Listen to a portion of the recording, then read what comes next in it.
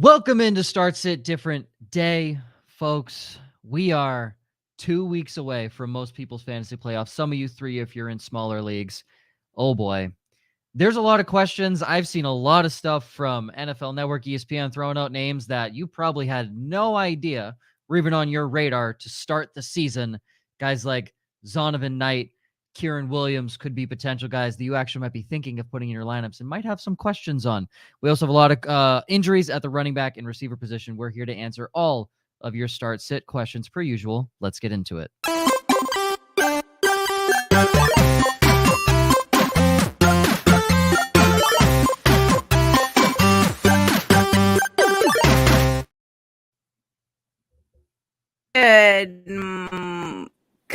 Good morning, everybody, and welcome to Start Sit Different Day.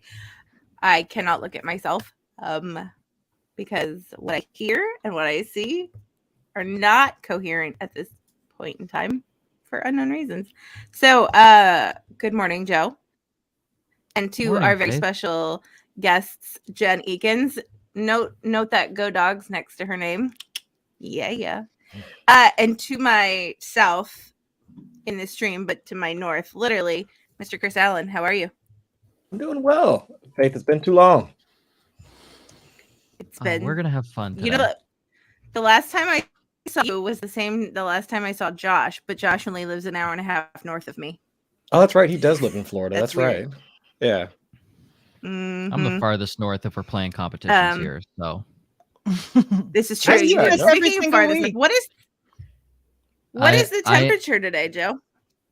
In North Dakota, the current temperature is 3 degrees. Yeah, you are farther.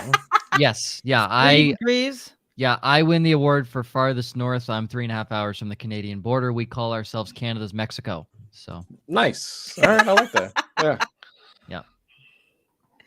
Canada's because you know the Mexico. giant Hispanic population that North Dakota has. That's why we call ourselves of Canada's course. Mexico. Yeah, good tacos out there. I didn't know you had a giant Hispanic population. Yeah. We don't, but Chris, we actually have a restaurant here in Bismarck. The entire kitchen is from Central Mexico. So, oh yeah, All right. Did they just their ship food everybody is up on bomb. a bus? I don't know, but they're all from like the same little town in Central Mexico. Yeah. And their food is amazing. So we have one good Mexican restaurant. I will come out to Bismarck and we will go. Like Chris there likes you go. himself a taco, people. This is true. This is true. Who Heck yeah, doesn't come like out with- themselves a taco? Oh, Yeah. nobody, but Chris had a taco bar for Thanksgiving as opposed I to mean- Are you just gonna throw my business Oh, out there? I am All right, gonna throw it are we gonna do this? Why All right. not? All I'm right. throwing it out there. Chris had a taco bar for Thanksgiving, which he's mad at me fun. that I made fun of it, and I didn't make fun of it because I do love a taco bar, but You just did not. make fun of it. Well, You did did make you fun have turkey as an option? No. Okay, No. well, What? I don't care. I'm not a big Guys, turkey I guy. noticed So something. I took the Yeah. blur off my background, and now I'm not delayed. Hey. oh, there it is. Oh, Look at stupid that. technology. Stupid technology. Stupid technology. Yeah. My 10-year-old niece's bedroom behind me. That's fine. The perks of not having a house thanks to a hurricane. Yes. Mhm. All right. Anyway, But you're safe. That's all that matters. Yes. correct. I was safe in Georgia, no less. But you know who's not safe? That's Stafford. Some lineups, because there's some people who Mm. got themselves hurt this week. So Joe, why don't you inform the people who got hurt Sure. or who still Yeah. hurt? Who else is not safe is the United States because we're fucking garbage at soccer. So everyone needs to chill. Whoever's That's- super excited about this team. That's all. I need to get that out there, voice it out like outwardly. We are the laughing stock of soccer in the world.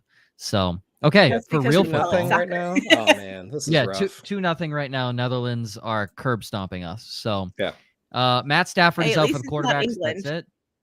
Running backs, J.K. Dobbins is out. Michael Carter doubtful.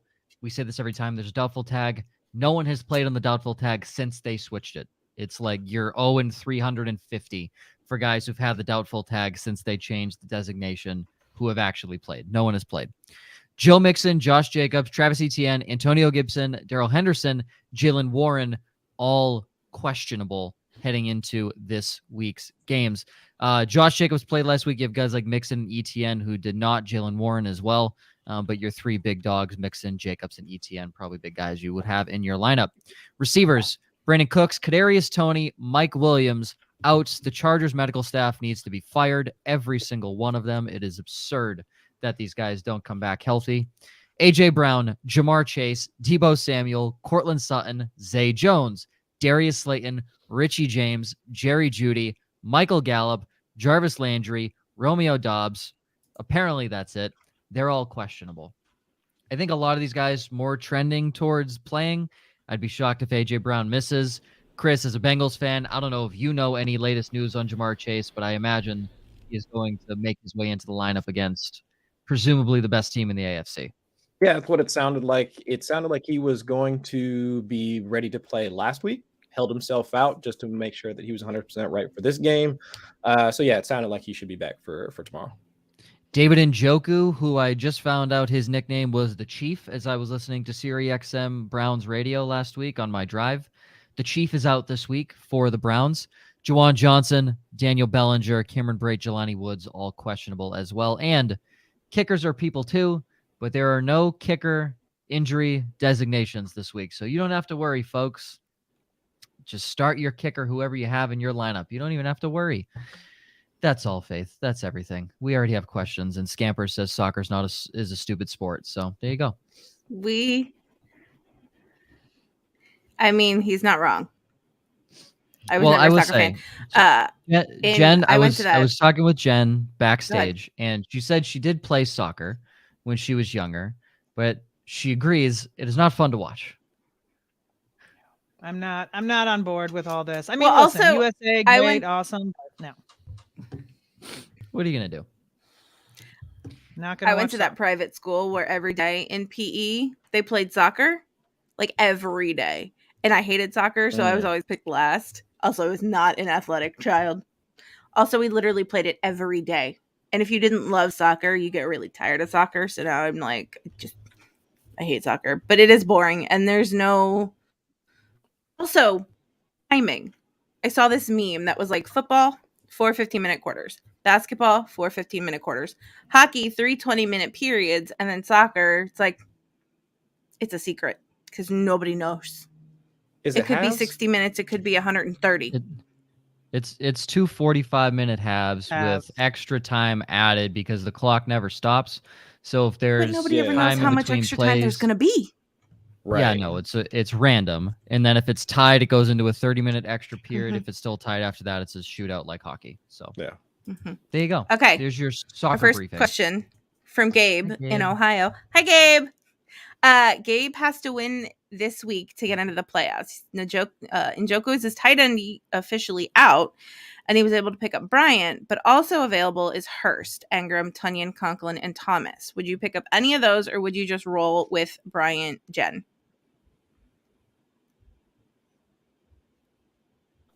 I'm sorry, I was on mute. I like Bryant in this spot against Houston. I actually thankfully picked him up in a couple leagues prior to the Njoku designation, so I'm kind of happy there. But out of those, I may go with Hurst over Bryant just based on, volume. We kind of know where he is in that offense. Depending, of course, Chase is supposed to be back, so that may affect it a little bit. But out of those, Conklin is not a bad play this week either, though. This is the thing, and I say this on our pod, and Chris is going to laugh because, tight end sucks, people. There's no way to know. Yes. You could sit here and look at the matchups and the analytics all day long, and it doesn't matter. So just go with your gut because they all suck.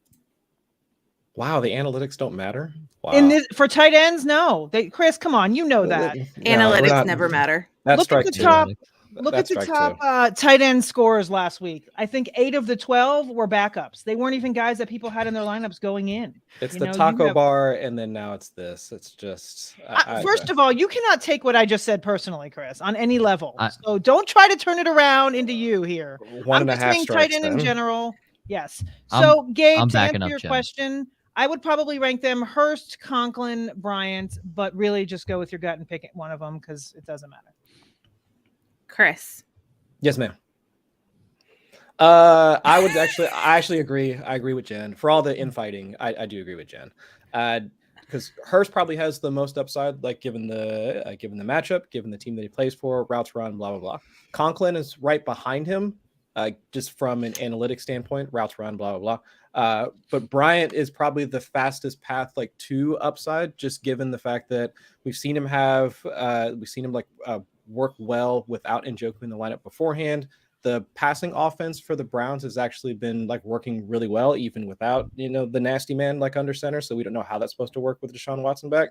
But I think out of that group, I would go with the ranking list that Jen provided, even though she hates analytics. Joe, analytics are stupid. Joe, I don't like analytics. I either. don't hate them. It's my full-time job, Chris, and you know that. I do it all day, every day.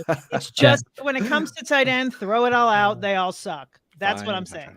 Jen, I can't believe you hate analytics. I mean, how do you come to the show and just listen? I don't do analytics at all. I think the PFF analytics can go shove one. Andy Dalton's not the 5th best quarterback in the NFL.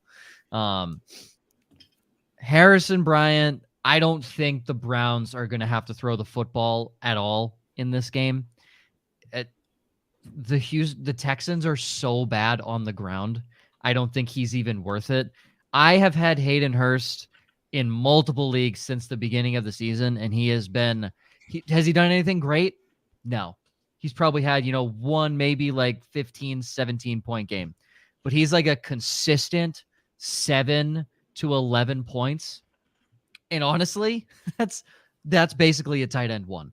So I would go Hayden Hurst. They are going to have to throw to stay in this game. Of all of them, I'm Hurst. I know Hurst is more than 50% owned in a lot of leagues. So Evan Ingram is Ryan's stream of the week. So I will say that, but I believe Ryan would pick Hurst over Ingram. He just didn't have him as a stream of the week, because Hurst is more than 50% rostered in leagues, and you have to be under 50% to make Ryan's stream of the week. there we go. Also, Josh coming in with some facts. David Njoku is not just a nickname. He actually is a chief in his native Nigeria. So cool. There is your fun fact of the day. Yeah. Cool. Yeah. I like that. To the chief. To Rachel, who is only 4 degrees warmer than Joe in Minnesota. She needs to start someone in her flex spot. Latavius Pacheco or Dalton Schultz with Kittle in the tight end spot. Oh, Jen. Are we talking? I don't know what scoring format, so that's kind of a little bit difficult. Whether we're looking at PPR or not. We traditionally assume PPR. We know there's a couple listeners that are always Mhm. standard on here, but we traditionally always assume PPR if they don't. And they usually clarify if it's standard. Yeah. Okay. Gotcha. Okay. Let's see. Pacheco. I kind of like that. Let me see here. It's tough to off the top of my head without looking at any numbers or matchups. I would probably go Pacheco, but then again, let me look real quick. I'm sorry, you guys. On the spot, it's a little bit tough without. Yeah, I'm just gonna stick with my first thought, best thought. I go Pacheco there. I think that, I don't trust the Broncos. In general, I think Latavius is a fine play. I do, like if you're in a situation where it's other people, but I kind of like Pacheco there. I feel like he's kind of coming up.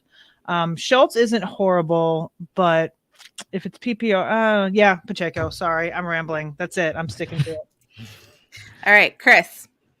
No, I agree with Jen. Just looking at I think it's more of a process of elimination thing for me. So with the Broncos, since I think overall actually on the year, they're one of the worst teams in terms of yards per drive and actually getting into the red zone, which a guy like Latavius Murray, since he's not heavily involved in the passing game, he's going to need those receptions in order to actually be at least a viable fantasy option. And against Baltimore, since they traded for Roquan Smith, they added in a couple of extra defenders right now. They had got David Ajabo back, Tyus Bowers, he also came back from injury. They've just been monstrous on defense, limiting opposing offenses to under 30 yards per drive. So if the Broncos offense sucks, Baltimore's defense is actually solid. I just don't see Latavius actually becoming at least a decent like flex play at this point. Schultz, he's fine, but I think Pacheco, given the fact Jerick McKinnon was like questionable, like he had a couple of like limited or DMPs or something like that throughout this week, like during practice. We already know CEH is like out on IR. They could activate Melvin Gordon, but since it's like 11 o'clock on Saturday, they probably have until like 4 o'clock today to activate him or bring him up from the practice squad, and we haven't heard anything about that yet. So Pacheco is probably the fastest or that has the best route to touches. Cincinnati's defense, the run defense has been solid, but at least with the way that Kansas City might want to try and attack the Bengals, it could be through the running game because some of the their wide receivers, if the man coverage secondary for the Bengals has actually been pretty solid. So they could try and attack him on the ground. Pacheco would be the best beneficiary for that game plan. So overall, I think it's Pacheco. And Joe. Baltimore's run defense is good. I wouldn't really want to start a tight end in my flex position unless you're getting bonus points for catches. So again, tight end premiums. Isaiah Pacheco acts like he is running on the last play of the Super Bowl on the 1 yard line every single time he touches the football, and he gets amped even on a 2 yard gain. So I think he needs to chill out a little bit, but he's the best. He's the best option here. He's the best running back in that backfield. They need to use him more. Cooter says, shout out Chris. And then what's up, guys? I'm glad that the three of us take a backseat to Chris. I was Cooter. just going to say, like, what am I here? All right, cool. Hey, Cooter, what's up? I never officially interact with her, so Oh, that's right. She's officially a Dr. Doodle. Yeah, Dr. Doodle. Dr. Cooter Doodle. Nice. Yeah. Say that Dr. 5 Cooter. times fast. Mm-hmm. Dr. Cooter. Is she a cooter doctor or? Fun fact: so. My 4-year-old nephew can't say scooter. He can't say the S in front of scooter. So every time he talks about his scooter, he calls it my cooter. Nice. Yes, we love that. Scampers are good, buddy.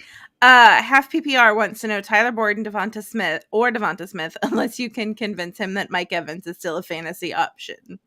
Jen. I go Devonta Smith there pretty easy. I don't hate Mike Evans though. I think he is still a fantasy option. I think it's been rough, but I would possibly still play. I think as far as matchups go, Tennessee is not great against in the air. I think they're 28th in 444's schedule adjusted fantasy points allowed there. So between Devonta and Tyler Boyd, definitely Devonta. Tyler Boyd has been slipping as far as his usage and volume over the last couple weeks. So for me, it's Devonta Smith. I like the matchup. I like that offense. I don't hate Evans, though. I don't know if I can convince you he's still a fantasy option, but I think that as long as he's on the field, the guy has 7 consecutive 1,000-yard seasons and whatever. He does what he does. He's having a rough patch, but I don't dislike him. But out of the three, I go Devonta. Chris. So since we had Kudu Doodle in the chat, she could probably be the best one to talk about this matchup because isn't Mike Evans against the Saints? Doesn't he have his worst matchups against the Saints? Wasn't he thrown out? As a matter of fact, she did. Yeah. The last game he was ejected. Yeah, he was ejected against the Saints earlier this season, this very same season. Revenge game. Yeah, so revenge game possible and all that. But I'm just saying, I would say that with the way that the Bucs have been playing, which has been not great, I do agree with Jen that Devonta Smith is probably the best option. I know it's got the AJ Brown revenge game against Tennessee, so everybody's going to want to roster him. But actually, Devonta Smith without Dallas Goedert in the lineup, he's been the more efficient receiver between the two. Posted a higher yards per route run over the past couple of weeks. Now that could be slightly skewed because when they have the Sunday night game, or is that the Monday night game? Either way, the primetime game that just played this last week, AJ Brown was sick during the game, so much to the point where he puked and popped a blood vessel in his eye. So Gross. it's possible that played it that somewhat played into it. But no, I think Devonta Smith's the better option. We lost Faith, so I'll take over here for a sec. Well, to me, I don't think this will happen, but if Jamar Chase is somehow out, Tyler Boyd is probably your number one play here because he'll slide in the wide receiver 2 role. 100% agree. But I would go Devonta Smith. Well, bar none, I would take Devonta Smith in this matchup. I do think AJ Brown will obviously get his with his revenge game, quote unquote. But you got to imagine Tennessee's going to do everything in their power to stop that from happening. So he'll see more double team where Smith will just see one-on-one coverage and give the smooth route running ability of Devonta Smith out there. I like Smith a lot. Yeah, I do too. I have to say, I'm just going to interject for a sec. I mean, Chase has been out and Boyd has been not great. So I don't know. I don't know that that's a talking point for me. You're right. It's funny because there's been games where Chase is actually in and Tyler Boyd plays better with him in, which is weird. And I don't know if that's because, and Chris, you know better, but does he move outside when Jamar Chase is hurt? Because obviously he runs more in the slot traditionally, but does he move outside when Chase isn't playing to fill in for basically the T. Higgins role? He does play like some perimeter routes, but he still plays inside. But it's just the fact that they have Hayden Hurst that runs intermediate routes. They've also been trying to get like the running back screen game going over the past couple of weeks too. So we've seen like Samaje Perine go off, that Joe Mixon like ridiculous like blow up game too. So it's just like they found other ways instead of just hammering that like 5 to like 15-ish like air yard range like with Tyler Boyd. Josh is putting in his 2 cents as well. Yeah, our resident Eagles fan, Smith, eats up zone coverage. He's filling in admirably for Goddard. Tennessee plays in zone 59% of the time. I feel like zone has been the meal of choice for every single defensive coordinator, and I think all of them should be burned at the stake because zone defense is the worst thing ever invented, and NFL receivers beat zone coverage way too easily now. I watched the Patriots play zone coverage against the Vikings in person, and I wanted to jump off the 300 section. It is painful watching Justin Jefferson just sit down in the zone. If you play zone, you're going to lose football games, which is why the Rams are losing. And every team that plays zone is losing. So I hate it. Sorry. There's my zone rant. The shift in baseball would like a word. Yeah, the shift in baseball should also be outlawed. It's the dumbest thing in the world. The shift should get the shiv. Yes. Say that 5 times fast. I probably could. No. Mike wants to know Cole Kmet or Hayden Hurst in a PPR. Full disclosure to anybody listening, this has been a historically anti-Cole Kmet organization. Mike knows that. Uh-oh. But we have Jen and Chris here, so let's find out how they feel. Jen. I am not necessarily pro Cole Kmet as far as life, but in this question, I am pro Cole Kmet. As far as life. You know, I mean, What? I mean, let me back up. As a person, I have no opinion. What does that mean? I don't know. She's not out there with like a giant sign that says, vote for Hillary. Yeah. Like she's not. Did she's Cole there. Kmet cross you at some point? Yeah, Are you and Cole Kmet? I don't have an opinion on him. Don't I know? I'm sure he's fine. I'm not anti Cole Kmet as far as like in the fantasy realm, like as far as drafting him, redraft, whatever. People seem to be on one side or the other. I'm very indifferent. I drafted him a few times in best ball. I did not draft him in redraft. Like, whatever. He doesn't do it for me either way. Coming into the season this week, between those two, I would go Kmet. Fields, is trending towards playing, right? I mean, that's what we're Fields he's in 100%. Yes. There's no tag on him. That is the information we're given. He is playing.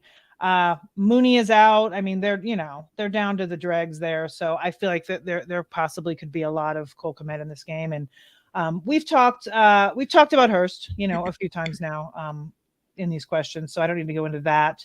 But yeah, I go Kmet there. No, I don't mind it. I think that's the right call. Just given the potential for targets like in that offense. Whereas with Hayden Hurst, got Jamar Chase, either the running backs, like if they want to get them involved. So he could be like the third-ish option on any particular down, where Kmet would probably be the first or second. Joe. It is never Cole Kmet. Screw that, man. Are you kidding me? Never Cole Kmet. Hayden Hurst, my guy. I mean, I've also been very high on Hayden Hurst since he was being drafted at like the tight end 33 to start the season. So I was, and granted, Kmet was drafted as the tight end 20, and look who's higher currently in terms of rankings. But no one wants to talk about that. Hayden Hurst, in my opinion. Again, they have to throw to stay in that game. And if Aaron Rodgers doesn't play for Green Bay, we've seen how bad Jordan Love actually is at the game of football. So it could be a Bears runaway game. The only thing that might make me lean more towards Komet, how much is Justin Fields actually going to run and take off because of the injury? We obviously saw later in that game against Atlanta, he was hesitant to take off and run. There was a play where he spent 12 seconds behind the line of scrimmage looking to throw the football instead of just taking off like he probably normally would in that situation. So that's one thing that might feel good for Komet. But again, since he will need to throw to stay in this game, I'm pro every single Bengals player. I know you did, Mike. I know. You knew my answer, but I mean, Jen and Chris might be smarter than me. I'm just very biased on that one. I mean, I don't think it's a question of if they're smarter than you, because they are. It's just whether or not they have a different opinion. She is. Yes, she is, not me. Well, but she's anti-analytics at the tight end position. So Hey, she goes with her gut and it works out. I love that. Because analytics are useless and guts. No, I mean, listen, Useful. let me back up again here. Oh boy. I'm just talking about this season, the way it's shaking out. Listen, I wrote the tight end streaming article at 444 for 7 years until this season.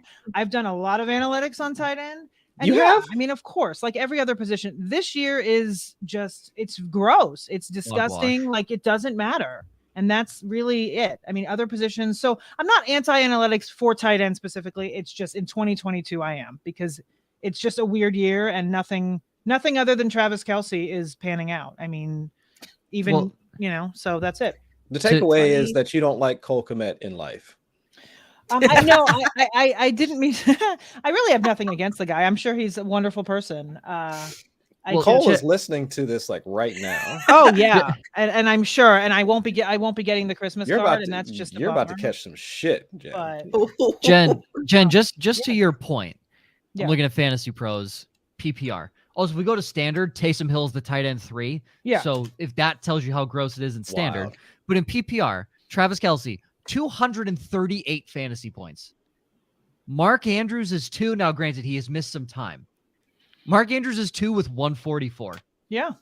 He's missed. I don't know how many games he's missed. Doesn't say how many games he's only played. missed like 1. I mean, he only missed 1? Okay, I thought he missed more. He but had like banged duds. up in at least like 1 or 2. Yeah, he had a couple duds. Yeah. He was kind of decoy, whatever. But he But only then you literally sat out 1. You also have guys, TJ Hawkinson. He had 1 huge blow-up game, and then he's been better with Minnesota. But in Detroit, we saw he wasn't doing anything great. He's the tight end 3. Mm-hmm. Yeah, it's ridiculous. And he's had like 3 good games. Zach Ertz, Dallas Goedert, Pat Freiermuth is tight end 6. That's absurd. Hayden Hurst 8, and Njoku 9. Juwan Johnson and Tyler Conklin are 10-11. Taysom Hill rounds out the top 12. Yeah, and Juwan Johnson had a big fat goose egg last week, and he had where he is. He had a literal 0, and he's still top 10. I know. Yep. Like guys that were drafted high, or just guys that were drafted. Dalton Schultz, Kyle Pitts, George Kittle. George Kittle is 7. He's rebound. Again, it's not hard. Chris's boy Mike Gesicki. That's a Mike Gesicki, tight end 21. Love it. Like it's crazy. And then obviously Darren Waller, a huge disappointment this year. But again, at points this season, Chigoziem Okonkwo was a startable tight end in fantasy football because he had a 30-yard catch for a touchdown. Who that dude was? I was going to say, now you do.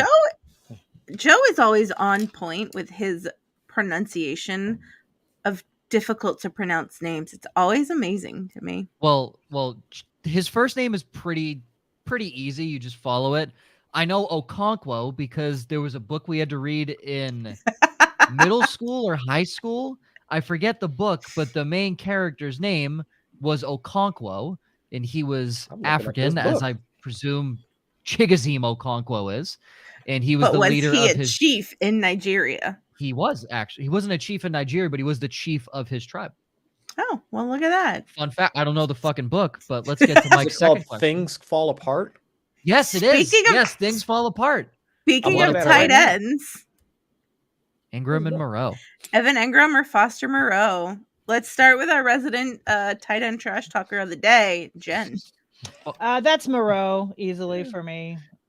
I mean, I don't hate Ingram as a streamer, like if you need him out there. I can't remember, but he is running like, I don't know. He's in the top 5 of routes run, whether they're just wind sprints or not, whatever. But Ingram has a lot of, he's in the mix. It just hasn't been panning out. So I don't hate Ingram as a streamer, but between the two, Moreau, he just has the best opportunity there. Chris. Yeah, I'm 100% with Jen. Like he's getting in his, definitely getting in his cardio.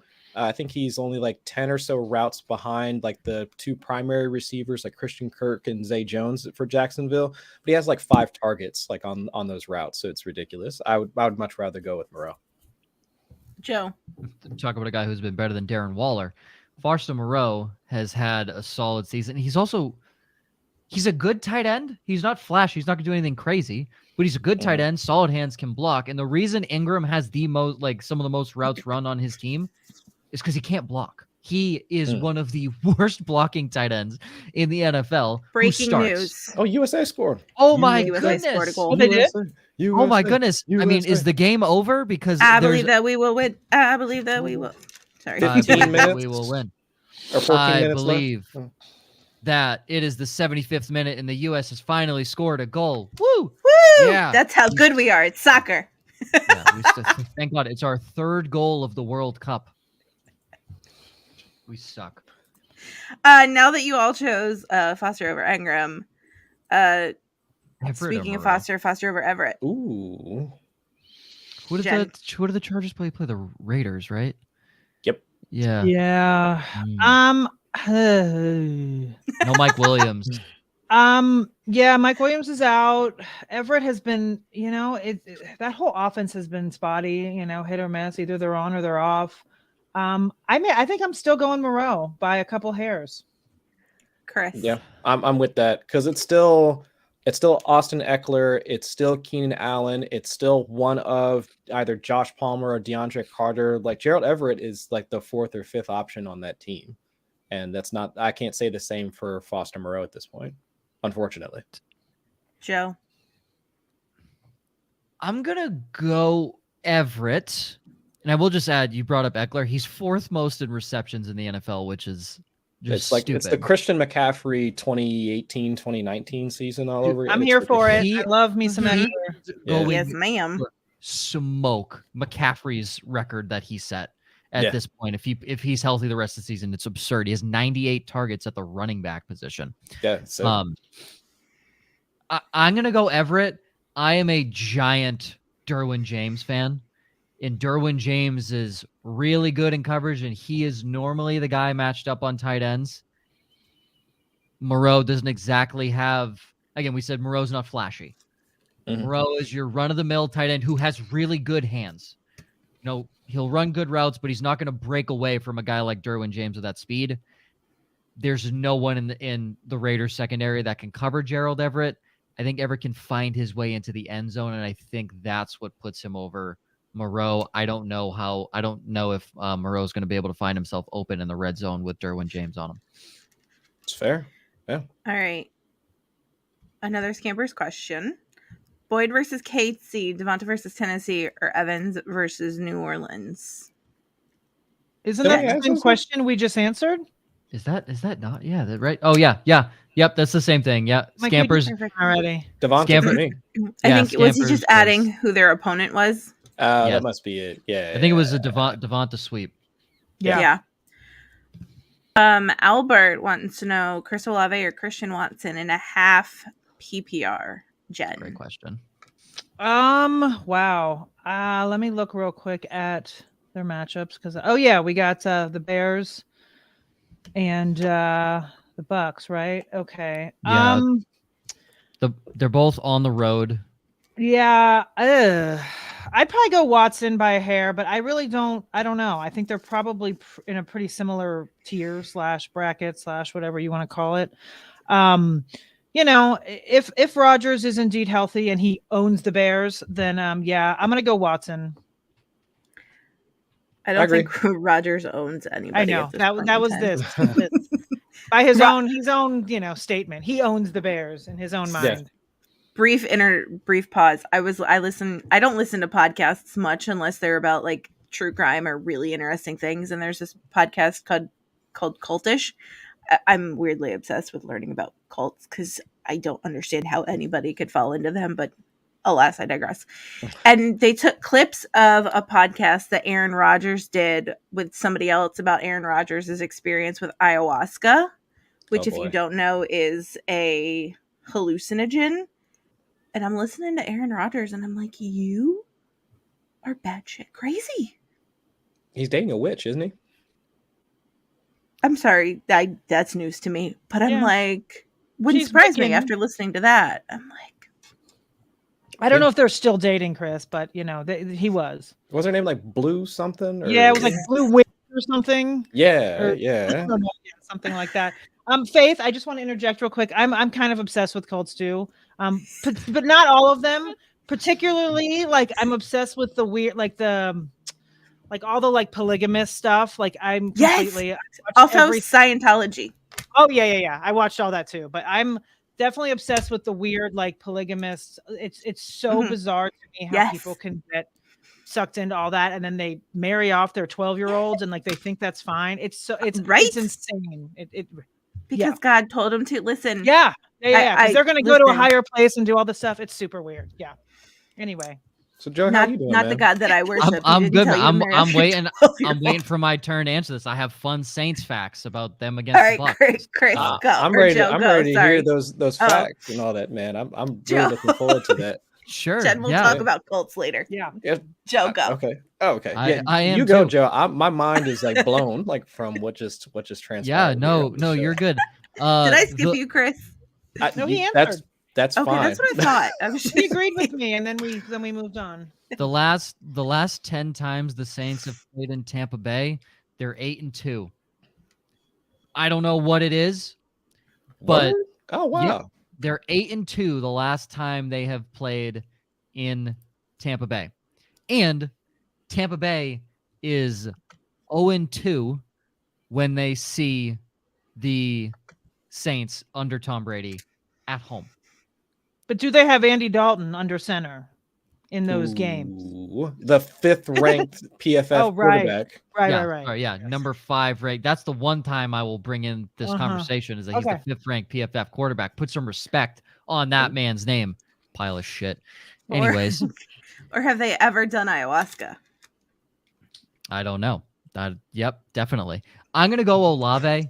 I know like probably Christian Watson had a lot of run with Jordan Love in the preseason because again he was a newer receiver coming in. They maybe had him on scout team with Love is back there. I don't know. I don't trust the Packers at this point in time. I know Christian Watson has probably been the hottest receiver in fantasy football as of late. Olave has just, I feel, been more consistent. I know the Saints have been down overall, especially last week, getting blanked, but I don't think they're blanked this week. This Tampa Bay defense is nowhere near as good as the 49ers defense. I think Olave finds the end zone. There's nobody in that Bucs secondary that can cover him. I actually like that call. Oh, we got porn bots. Oh, porn bots. Those are my favorite. That's how you know we made it. Yep. We got porn bots. So fun story. I hosted our Sneaky Flex show on Thursday, filled in for Kelly, and the stars of the Sneaky Flex are twins, Rowan and Maisie, who are like 7. And I learned that their thing is to read literally every single comment, everyone, including the porn bots that Josh deleted. Wow, that's awesome. One of the girls started reading it, and Josh is sitting backstage, and I'm live, and I'm like, no, we're not gonna read that one. No, we're just gonna keep going.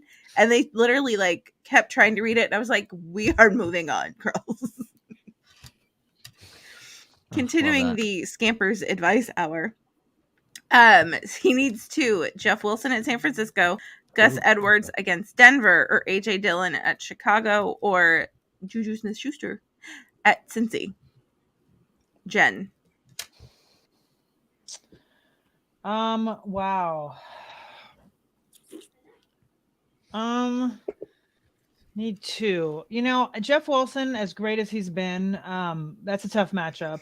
Revenge. No. I am it is revenge-ish, but at the same time, San Francisco, I just don't I don't know. I don't think I'm actually sitting him in a league, and I'm bummed about it because I don't necessarily want to.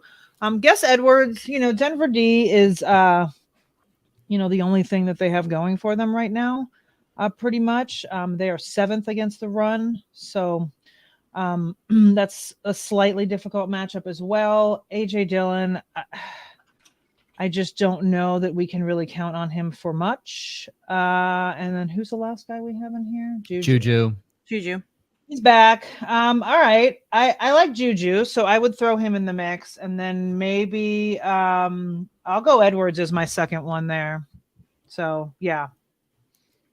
Juju and Edwards, my 2 picks. I would do those two. I could make a case for Jeff Wilson, but I think the smart play is Edwards and Juju. Juju for the targets, Edwards just because if we look at his usage like so far, like Dobbin's supposed to be out, Kenyon Drake hasn't really done anything since Edwards has been back, and if the Baltimore Ravens, like their defense plays well enough to limit what the Broncos offense does to the point where we see Mike Purcell yelling at Russell Wilson on the sidelines again, it at least gives the Ravens offense more shots on goal, essentially. Look at that. I tied in a soccer punt like while the World Cup's going on. Look at you. Wow. Yeah. Netherlands scored a goal. We're down 3-1. We fucking suck. Damn. I was just going to check that score. Thanks, Joe. Oh, terrible. Absolutely. My brother FaceTimed me because after he tried to FaceTime me after the USA scored a goal, then he texted me 5 minutes later. He's like, well, that was a fun 5 minutes. The Netherlands scored in 5 minutes. Oh, Lord.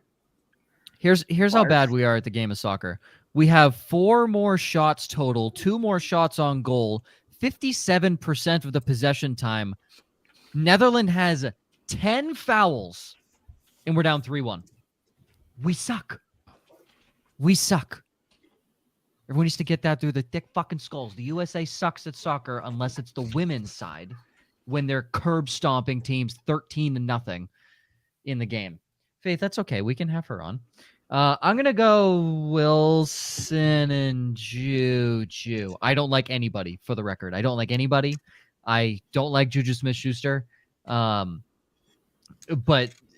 he, in theory, should have 1 million targets in this game. So, yeah, I'll get... How do you not like Juju Smith-Schuster? Like, what did he do to you? He dances too much. He dances too much, and he should just be a TikTok star. Because what are you, the pastor from Texas and Footloose? Yeah. No. I mean... No, it's not he dances too much. No, he's the pastor in Utah with all those polygamists. No, Juju, I don't think is good. Chris. I think he is mediocre at best. He needs a lot of people around him to make him good. He is not a true one. I barely think he's a true 2, but he works in this offense because there's 1 million people to worry about. I think Juju should retire. He doesn't give a shit about football. All he cares about is making his name big and being on TikTok. And I said he could make 3 times the money on TikTok and as an influencer and also save his brain and not get concussions or CTE. I don't like Juju, but in this instance, Juju's probably the best option. Not get CTE like Antonio Brown seems to have. Yeah. Ooh, God, look, yeah. Did you hear about him this week? Is he still in a standoff? He had. Is he still in I don't know. That's what I was just gonna say. There was an arrest warrant, and then apparently was in a standoff with police. Florida man, baby. Yeah, but then Kanye was like tweeting, and then no one really cared. That's true. Yeah. Kanye tweets, and everybody forgot. Yeah. They don't have Lord an account have anymore. Mercy. Is Travis Kelce the 101 next year if he keeps this pace for the rest of season? Jen. No, we can't. Like the 101 of everything? No. No. But he's a first rounder. I mean, that's fine. That's fine. I think he's a late, I think he's a, 110, 111, somewhere in that range, depending. We just going to discount what Justin Jefferson's doing right now? I'm just going to roll right by him? No, that's why I said I would never put him as a 1-1. It's funny. Travis Kelce only has 6 less points than Justin Jefferson. That's crazy. No, I think I would put him. I'd put him at the end of the first round.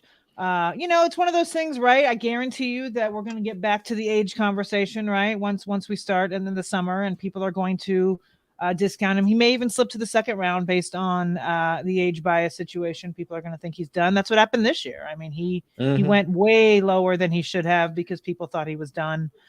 People thought that offense, whatever, there were too many weapons and blah, blah, blah, blah. But and the loss of Tyreek Hill. Right. Yeah. And so, I think he's a first rounder. I would not put him at the 101 though. I would put probably a few people before that for sure.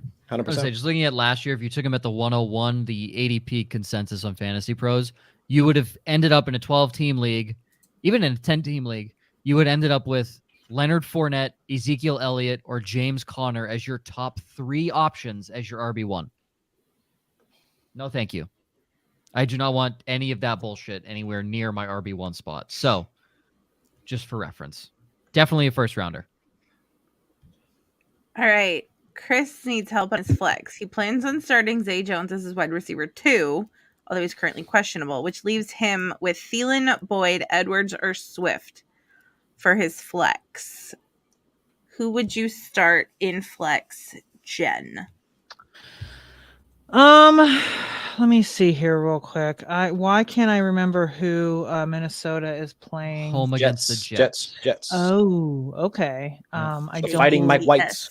Yeah, So what? Definitely do not like fighting Mike Whites. Fighting Mike Whites. I definitely do not like that matchup. The Jets are definitely tough against the pass. Let me see here. Who else is in the mix? You got Boyd in Kansas City, Gus Edwards at home against the Broncos and the Lions.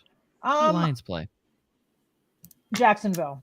I would probably I think that's going to be a shootout, but I don't think it's going to involve Swift. I guess I would go Edwards of those 4. Yeah, I don't know. I don't love any of it, and it's not like a confident like click the button and move on. It would be I'd probably hover for an hour and debate, but I think I would probably land on Edwards. Chris, if it's full point PPR, I could see the case for Adam Thielen. You throw Sauce Gardner on Justin Jefferson. I think he was even tweeting about, or I saw tweets from his pressers talking about Gardner's like super excited to go up against Justin Jefferson.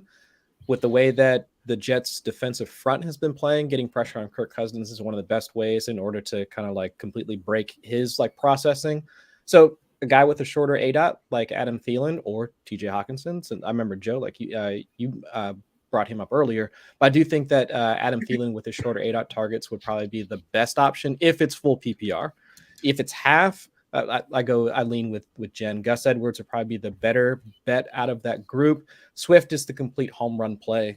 On the Thanksgiving game, you saw Jared Goff try and hit Swift on some wheel routes, which I think were just a tiny bit off. And if they were to connect, Swift could have had like a couple of touchdowns like on Thanksgiving. So I think if you're like, so let's say like if you face like Josh Allen or Stephon Diggs or like one of those guys like from the Thursday night game and went off and you're behind in your matchup, Swift would be the guy that I would put in if you need to swing for the fences. If not, if it's just like a completely neutral matchup at this point, I think Thielen's probably the best. Thielen or Gus Edwards. Thielen if it's full point PPR, Edwards if it's half PPR. Joe. I'm Thielen all the way. I think Thielen sees Michael Carter and Michael Carter can't cover. So I forgot there are 2 Michael Carters on the team. There are. One wears 30, one wears 32. One of them will play tomorrow and one of them won't. Dun, dun, dun.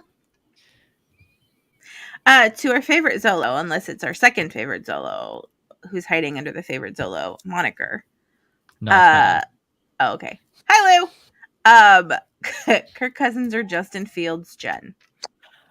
Fields for me. I think, the Jets are tough, and the rushing upside's always there for Fields. So, I go Fields there. That's a pretty easy one for me. Chris? I'll go Kirk. Ooh. Even though I don't feel great about it. This has to be like if they win this one, my opinion on the Vikings passing game completely changes. Just because when they played against the Patriots, I think prior to that, other than when the Patriots played against Zach Wilson twice, Jacoby Brissett in his 6th start, and then who is the other backup that they played against? Sam Ehlinger. the Patriots defense had played and looked well. And then we saw against with Justin Jefferson and Adam Thielen, all those guys, like we saw Kirk actually play well in prime time. I don't know how much Fields is going to run. I think that is a legitimate concern. How much they want to throw him out there, how much the designed run aspect of his game that's made him so productive as a fantasy asset we'll actually see tomorrow. So I think I give the lean or give the nod to Cousins, but again, I don't feel great about him. And Joe. I'm going Fields. When I saw he was healthy, I put him in over Derek Carr. I picked up Carr just in case that Justin Fields would have been injured and not playing this week. The rushing upside, I think, is still there. It's going to be capped. You won't see him maybe try and get those extra yards like he normally has. Coach is probably telling him, hey, if you can get 5 yards and slide, do it. Don't try for that extra, 2 or 3 by getting around the defender. Just get us to 5, slide, and it's still there. Mm-hmm. So I would lean Fields. I don't like the Cousins matchup this week against the Jets. No Darisaw, as far as I know. So that pass rush of the Jets should be able to tee off. And yes, they were able to keep the Patriots in check last week, but the quarterback pressure that the Patriots actually had was fairly high. They just didn't convert sacks. And the outside edge rushers of the Jets are much quicker and agile than Judon and Uche. So I think Cousins is going to have a tough time back there. I'd probably throws a couple picks too. Also, he should have had 3 interceptions against the Patriots. They just dropped 2 of them. Okay, so Joe has a super important afternoon and is out at noon on the dot. So we are going to go into what I call lightning round. Let's go. All right, Scampers. Somebody just got an ESPN alert. That was me. Sorry. It says USA lost because they blow. It's pretty much exactly what it said. Yep. Justin Fields. So it's Tua at San Francisco or Fields in Green Bay. Jen. Fields. Chris. Fields. I love Tua, but Fields. Fields. Fields. What are the Browns doing with Kareem Hunt? Trying to trade him past the deadline. Yeah, they're not using him. I don't know. It's a bummer. Yeah, he's not even getting the touches when they're in negative game scripts like some folks expected him to. So I don't know what they're doing with him. It's really, but this is like when you're in like fantasy purgatory because if you can't drop him and you can't start him and it sucks. I hate when guys like that end up in that kind of middle. I'd say drop him at this point. Make him be a roster clogger on somebody else's. Yeah, true. Yeah, because they can't start him. Right. Would you look to trade D-Hop? Boston fan wants to know. He knows he's been great since coming back from suspension, but it concerns him that his targets were immediately cut in half when Hollywood Brown came back. He wants to trade him Amon-Ra for Amon-Ra, I believe, but the Amon-Ra user wants D-Hop and Lazard. He never uses Lazard, so he's not concerned about giving him away. So basically, would you trade D-Hop and Lazard for Amon-Ra, Jen? Yes. Joe, okay, that's a unanimous yes. Do it. Smash accept. Yep. Yes. Yep. And would you flex Tony Pollard or Amari Cooper in full PPR, Jen? Cooper for me. Chris. Well, no, it's Cooper on the road. Them home road splits, man. No, it's Cooper. Yeah, it's the Texans and it's PPR and Joe. Tony Pollard. The Browns won't have to throw. The Texans are a top 3 passing defense, I believe, in the NFL, and that's because no one throws against them because they don't have to. That's my worry. You're hoping Cooper catches a touchdown, is what I'm thinking. That'll save his day. Tony Pollard can score from anywhere in the field. I'll go Sharman TP. Sharman TP. You just said that'll save his day. Joe, what saves the day for men in their personal grooming? Nice. That's a professional podcaster right there, ladies and gentlemen. Nice transition. That was fantastic. But when you pointed out it no, anyway, go ahead. Right. It needed to be recognized. All right. It needs to be recognized. Golf clap. We are here. We are now officially sponsored by Manscaped. And I got to drop the banner and I always forget to do that. So now they graciously sent us myself, Josh, and Ryan. Faith was not included in the package because it's Manscaped. Because Faith doesn't have a package. Faith doesn't have a package. So they sent us the Lawnmower 4.0. They sent us it's a weed whacker for like nose hair and ear hair trimming. I don't have to use that because I'm not old like Josh and Ryan, but they say it's fantastic. Code Club Fantasy, 20% off, free shipping at manscaped.com. They want us to talk honestly about the product, and I will honestly say that I have used other electric razors in the downstairs area previously. This has been my favorite one so far. It is less aggressive. You get less irritation, and I feel there's a less chance of me being nicked in my nether regions, is what I'm calling it. Nicked down in there. the nethers. Yes, it doesn't feel like as an aggressive of like an electric vibration, which is what I felt with some of the other ones that I use in the past. So it doesn't feel as aggressive, but it does the exact same job. Super smooth down there. I absolutely love it. And then I also use, I call it my ball deodorant. It is like lotion. You just rub into your hands, then you just, put it on down there after you shower. And it smells absolutely fantastic. It smells like you just put on deodorant for your whole body. Jen, it's red. It's weird. Trust me. Last week we had Britt Flynn on, and one of her favorite players is Traylon Burks, and she always talked about how he used to hunt hogs with his bare hands. Gosh. And I asked her, well, Britt, if you want your husband's hog to look great, make sure to get him a Manscaped. So it was a perfect transition. Yep. But it is That also weird needs to talking be about it. recognized. Yeah. My weird transitions were on point that Saturday. Joe, you said you don't want to get nicked in your nether regions, just like USA got nicked by the Netherlands just now. Whoa! Look at that. No, zingers. They didn't get nicked. They Zingers got a left foot up and the right. ass is what they did. They didn't get nicked. They just got their throat. Yeah, they got a foot up the ass is what Yeah. happened. So there's Manscaped. All right. Club Fantasy, 20% off, free shipping. Online makes for a fantastic gift, or if you just want to give something for yourself for the holidays. It's also could be a really good like White Elephant or Yankee swap gift, depending on what you play at your little holiday parties. All right. I know you're leaving, Joe, so I'll ask you this first before I ask the other two. Why is that an immediate accept for you? Amon-Ra gets the most action in that offense. Detroit has to play from behind because their defense is terrible. If you see an immediate drop in targets for DeAndre Hopkins when his counterpart number 2 comes back, even with Zach Ertz out, that does not spell a good recipe for me. Arizona's offense has been struggling. Detroit's has struggled at times, but overall they've been one of the more productive offenses in the NFL, which is strange to say for the Detroit Lions. But to me, it's a smash. I think DeAndre Hopkins is the better wide receiver in terms of skill. I don't think anybody's denying DeAndre Hopkins has top 3 just pure hands in the NFL, maybe even number 1 as pure hands. Amon-Ra is in a better situation, and if you're looking at it, they're both probably top 10 receivers. I'm just going to throw that out there in the NFL. So you're looking at top 10 interchangeable guys. Whoever's in the better situation, Amon-Ra is in the better situation. Ladies and gentlemen, this has been Starts at Different Day. That is Joe Zollo.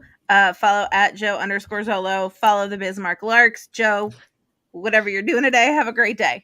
Yes. Yeah. Well, outro Jen and Chris. Thank you guys for joining. I'll let them answer and then I'll outro them. Yeah. Thank you. Thanks, Joe. Okay. Why is that a smash accept for you, Jen? What are we talking about? Oh, the D-Hop and the Amon-Ra. Yeah, I just Arizona's offense is just not trustworthy. Kyler Murray's not trustworthy, like what they have going on. Marquise Brown is back. I think Amon-Ra he's the clear wide receiver 1. He's solid, and Lazard's a throwaway. So that's why for me. Chris. A few points for me. The first, so they've got the upcoming schedule for the Lions. So they've got Jacksonville this week. Got Minnesota the week after. They got the Jets, who, as we were talking about earlier, fine from a secondary, or from the perimeter coverage standpoint, but on the interior, they can be beat. And then in week 16, they get Carolina. So again, same basic standpoint, in terms of the coverage, perimeter's fine, interior can be beaten up. So I think for the coming into the playoffs and then through the playoffs, Amon-Ra has some pretty solid matchups. Second point, Amon-Ra, when healthy, actually elevates his quarterback, which we can't say the same about Kyler Murray. Kyler Murray has been, let's just say, off without even getting into all the drama surrounding the Cardinals right now. Stat that I put together for article that for this quarterback streaming column that I write for 4-4 every week. When Amon-Ra St. Brown has been healthy and played in games like with Jared Goff has been 5th in EPA per play amongst all quarterbacks, like one of the most efficient quarterbacks. So like behind like Tua, Dak Prescott, like Patrick Mahomes, like up there in that area. So that's where Jared Goff has been with a healthy Amon-Ra. And over the past like 4 weeks, since Amon-Ra like has been back like from his injury, he is 2nd in target share amongst all wide receivers. He's behind only Devontae Adams in terms of target share. So he's getting the targets. He makes his quarterback better, and they've got the runway in order for him to continue to smash like down throughout the rest of the fantasy playoffs. So I think he's a solid add over DeAndre Hopkins. All right, and one last question before we sign off for our good buddy Elixirs. In a standard start 2, Olave, Kirk, Lazard, Wilson, or Burks, Jen?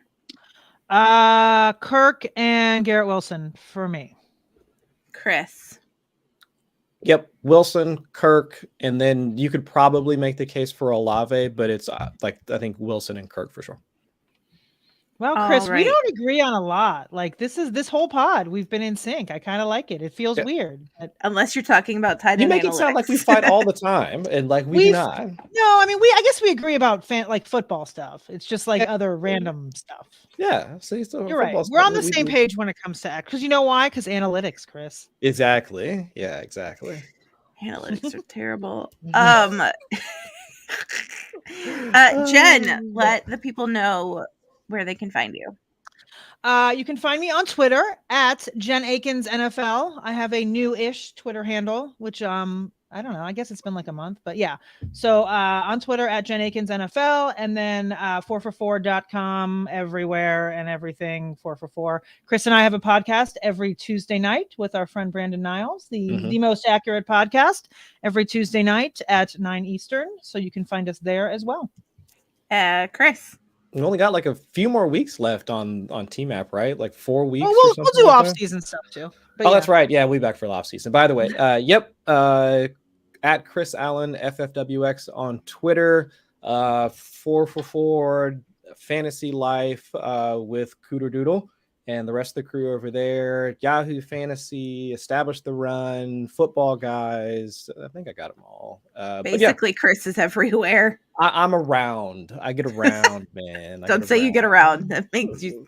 Oh, that's true. I'm not a polygamist. Sounds a little questionable. Not a polygamist. Chris is a polygamist when it comes to his fantasy football coverage. Well, that might be. He has many different wives. Yeah, I should move out to Utah for that. But no, that's it. Just Chris Allen FFWX, and I'm around the fantasy football industry. We'll leave it at that. On that note, we're gonna end on a polygamous note. We're gonna end on a go dogs note. Y'all brought it up. You know what? Jen is right. It is SEC Championship Day. In 4 hours, we got that. Go Dogs. 4 hours. Georgia is playing LSU. Go Dogs. Dog fan. I don't know about you. Dog fan. Are you a dog fan or just for today? I'll take either. I really don't care. Just as long for as today. You're not rooting for LSU, I'm good. Not rooting for LSU. They've given me Joe Burrow. I appreciate them for that. But otherwise, for today, I'm a dog fan. Thank you, Chris. Yes. Thank you, Chris. We appreciate you. I am Faith Enes at FF_Leap of Faith. Follow Club Fantasy at Club Fantasy FFL on Twitter, Instagram, Facebook. Also follow Women of Fantasy Football at Women_FF. Jen is a Women of Fantasy Football alum. Chris is not, because obvious reasons. If you have any questions that we did not get to or did not get answered, I am sorry, but hit up Club Fantasy FFL on Twitter. Many people will be happy to answer your questions and get you the help you need. Good luck in week 13.